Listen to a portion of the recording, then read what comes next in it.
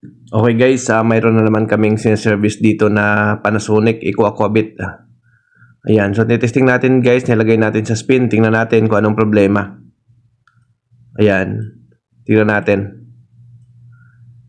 Tingnan natin guys kung anong lalabas na error. Ayan guys, no, mayroon siyang U12 error. Ayan, U din 12. Ayan, so ang history nito guys, pinagawa nila, no, ang naging problema kasi nito, mahina daw yung pasok ng tubig, no. So, ginawa daw, nilinis yung inlet valve.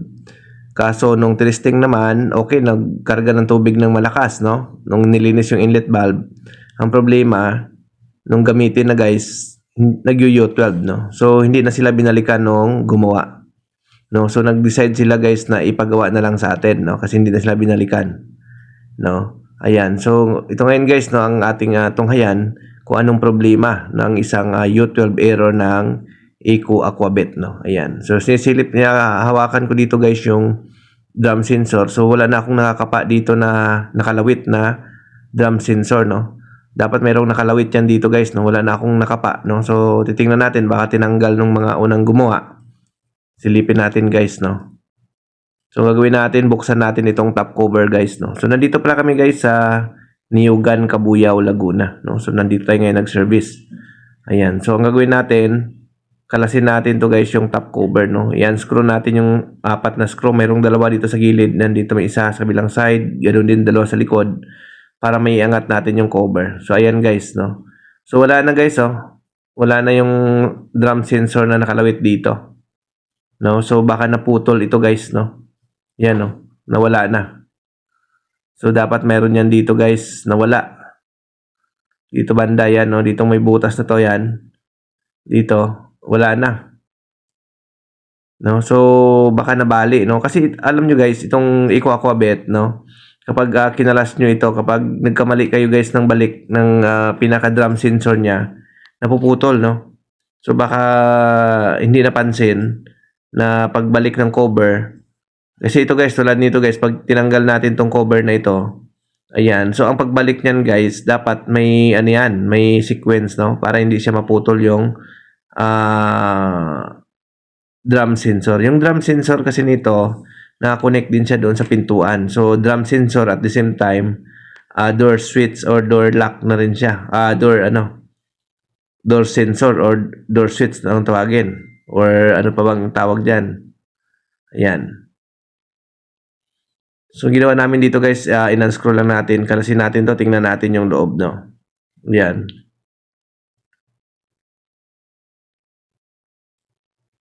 So, tanggalin lang natin to guys, no? Para makita natin kung bakit nagkaroon ito ng problema, no? Ayan. So, iangat lang natin itong mga nakaklip dito sa ilalim. Nakaklip lang naman to guys kapag natanggal yun na yung screw. Ayan. So, alisin lang natin to, no? So, sa mga gusto magpa-service sa amin, no? Nag-service kami ng Cavite, Laguna, Batangas. No? Kung gusto nyo pa-repair sa amin, comment lang kayo, no? Ayan, guys. So, ito yun, guys, oh. Ayan. Itong drum sensor na ito yung nagkukos ng U12 error, no? So, nasira na nila, guys, no? Pati yung naglalak sa pinto, nawala na. Putol. So, ang gagawin natin to, tanggalin natin to, no? Ayan. Tanggalin natin tong drum sensor na ito na putol na. Pero pwede pa ito guys gawa ng paraan, no? Para gumana. No? So, pwede pa natin gawa ng paraan yan. Kahit putol na yan, gawan natin ng paraan. Lalo na wala tayong dalang pamalit, no? Kasi naubusan tayo ng stock guys, no? Kasi medyo marami ang buibili sa atin, no? Ayan. So, tulad nito, tinetest namin siya guys. Ayan, wala na siyang continuity, no? So, ibig sabihin, dahil naputol na yung loob niya, no, nawala na yun ng contact. Nawala na yung contact ng ano diyan, ng mechanical sa loob. Kaya nagkakaroon siya ng U12 error. So dalawa guys ang cause ng U12 error ng Eco Aquabit, no? Itong drum sensor at saka doon sa lead switch ng board, no? Kapag hindi na disconnect yan doon, nagkakaroon din yun ng error na U12, no? So ayan. So ang gagawin natin guys, dahil wala tayong pamalit na bago, naubusan tayo ng stock, babalik natin to, pero gagawa natin to ng paraan na gumana, no? na hindi natin kailangan i-bypass yung mga wiring. So, ayan guys, no? So, ito yun guys, oh. Bubuksan lang natin. No? Buksan lang natin yung loob. Ayan. So, napakasimple lang naman kasi mechanism nito guys, no? Itong drum sensor na ito. Dapat yan nagkaroon ng contact yung dalawang. Kasi one line lang dumadaan dito guys, no? Kaya, napakasimple lang. Kung tutusin guys, pwede nyo naman talaga i-direct yung dalawang wire, no? Pag kunikin nyo na yung dalawang wire guys. Ayan.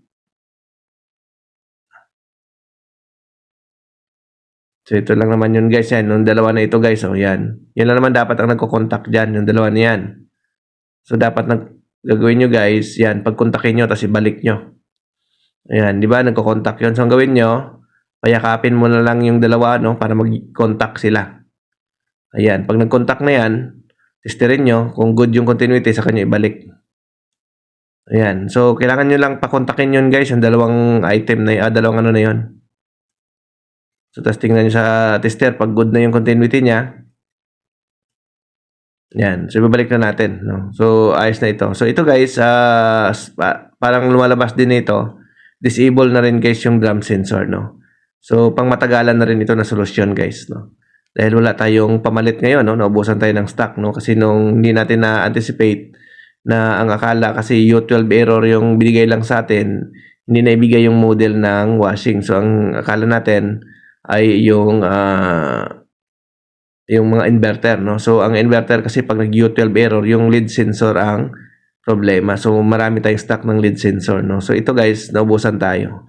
Pero ganoon pa man, ang maganda lang kasi nito sa Aquabit, kahit naka-bypass to guys yung yung door switch nito at saka yung drum sensor, pag binubuksan mo guys, nag-i-stop pa rin yung ikot ng drum, no? So, lumalabas pa rin yung U12 error. Kasi double, parang naging double yung connection nito guys, no? Ayan. So, binabalik lang natin guys, no? Ibabalik lang natin to, no? Gumana na siya. Ayan. So, ibabalik lang natin guys, no? Ayan. So, testing natin. Ayan, okay na. Oo. No? So, umikot na siya guys, no? So, nung testing natin, nung binalik na natin, umikot na siya. Hindi na siya nagkaroon ng U12 error, no? So, ganoon lang naman guys, simple, no? Kung U12 error itong Aquabit, dalawa lang ang nag-cause niyan. Yung drum sensor at saka yung LED switch na nasa board, no? Yung nasa board kasi naka-connect, no? Naka-built-in yung LED switch nito, no?